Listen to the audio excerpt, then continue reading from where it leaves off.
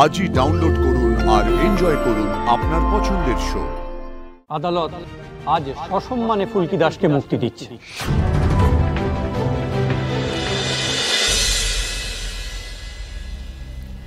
ধর্মাবতার, আমি আপনার কাছে কাঠগোড়া থেকে নেমে দাঁড়ানোর অনুমতি চাইছি। অনুমতি দেওয়া হলো।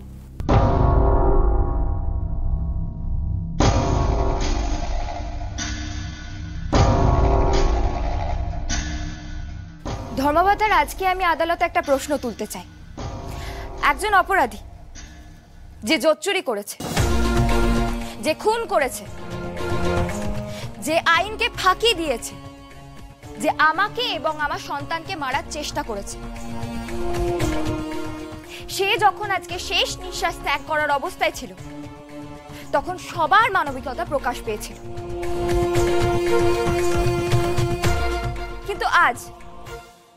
কিন্তু আজ সে বিপদ কাটিয়ে আবার বেঁচে উঠেছে। সে ধীরে ধীরে ঠিকও হয়ে যাবে, সুস্থ হয়ে উঠবে। তাহলে ধর্মাবতার, এবার তার বিচার কি হবে? আমার উপর থেকে আইন হাতে তুলে নেওয়ার অভিযোগটা উঠে যাবে তো ধর্মাবতার? ধর্মাবতার, আমাদের মতন সাধারণ মানুষরা কাউকে কখনো মারতে চায় না, কখনো। কিন্তু কিছু শয়তান হয় যারা সাধারণ মানুষকে কোণঠাসা করে, আর সাধারণ মানুষকে বাধ্য করে হাতে অস্ত্র তুলে নিতে। আইন হয়তো সেই শয়তানদের শাস্তিও দেয়,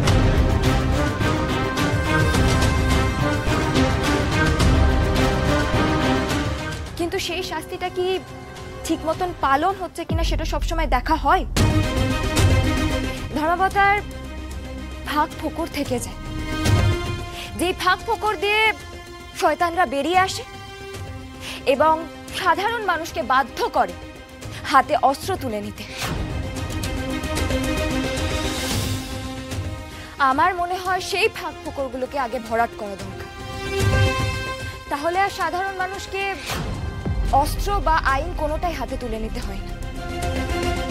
ধর্মাবতার, আমার স্যারকে যখন খুন করা হয়েছিল, তার খুনিকে কিন্তু আইন সরাসরি অ্যারেস্ট করতে পারেনি ধর্মাবতার। কিন্তু আজ আমি যখন অস্ত্র হাতে তুলে নিলাম আমার এবং আমার সন্তানকে রক্ষা করার জন্য, তখন আমাকে অভিযুক্ত করা হলো, আমাকে ধর্মাবতার। জনগণ সবাই আমাকে ধিক্কার দিল। কেন ধর্মাবতার, কেন?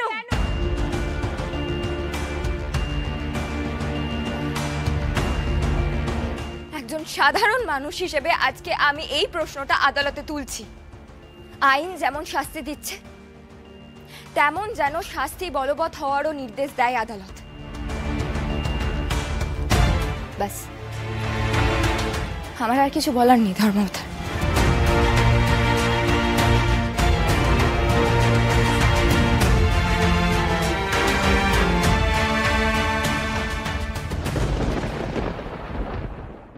সমস্ত সওয়াল জবাব শোনার পর এবং সাক্ষ্য প্রমাণের ভিত্তিতে এই আদালত এই নির্দেশ দিচ্ছে যে রুদ্ররূপ সান্যাল সুস্থ হয়ে ওঠার পর সে তার প্রাপ্য সাজা ভোগ করবে।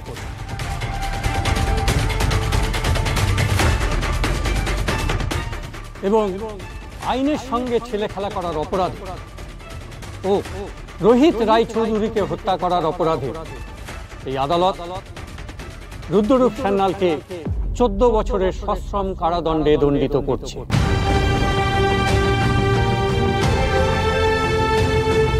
এই পুরো সাজা রুদ্ররূপ সান্যালকে কাটাতে হবে এবং এর কোনো রকম অন্যথা হলে ভারপ্রাপ্ত দপ্তরকে জবাবদিহি করতে হবে।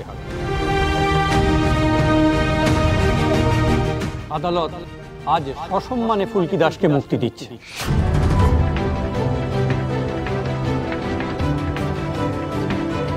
সে নিজেকে এবং নিজের সন্তানকে রক্ষা করার জন্য যে অস্ত্র দিয়ে রুদ্ররূপ সান্যালকে আহত করেছিল সেটা কেবলই নিজের আত্মরক্ষার স্বার্থে। যেহেতু সেই আঘাত রুদ্ররূপের প্রাণহানি হয়নি, সেহেতু তার চিকিৎসার পর তার সাজা কাটার নির্দেশ দেওয়া রইল। আজ ফুলকি দাস আদালতে এক অত্যন্ত গুরুত্বপূর্ণ প্রশ্ন তুলেছে। আইন সাজা দেয় অপরাধীকে সংশোধনের জন্য, কিন্তু ভারপ্রাপ্ত দপ্তরের সকল সদস্যের উচিত যাতে শাস্তির উদ্দেশ্য সফল হয় তার উপরে নজর রাখা। আশা করা যায় আমরা ভবিষ্যতে এই বিষয়ে যথেষ্ট সচেতন থাকব। আদালতের আজকের কাজ এখানেই শেষ হলো।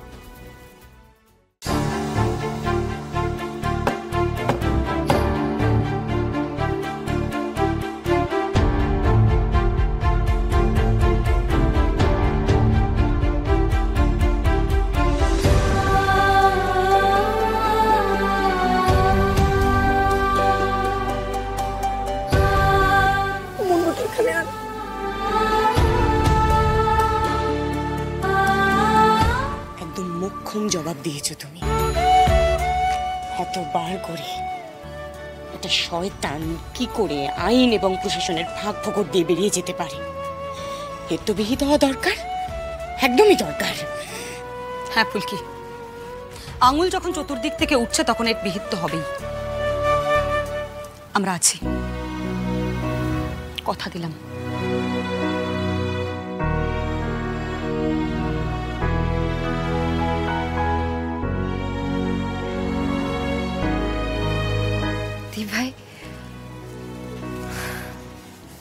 ভাই আমি আর পারছি না, আমি এবার আমি বাড়ি যাব। বাড়ি গিয়ে স্যারের মুখোমুখি হব। স্যার তো নিশ্চয়ই আজ খুব খুশি হবে। বলো, আমি জিতেছি। আজকে আরেকজনও খুব খুশি হবে, অরণ্যদা।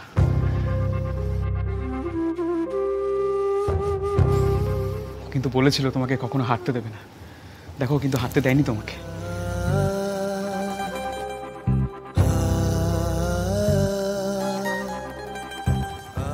এত কিছুর মধ্যে যদি আপনি থাকতেন স্যার,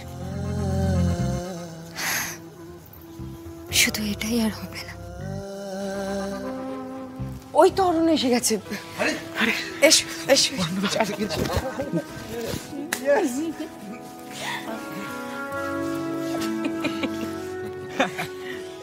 তোমাকেও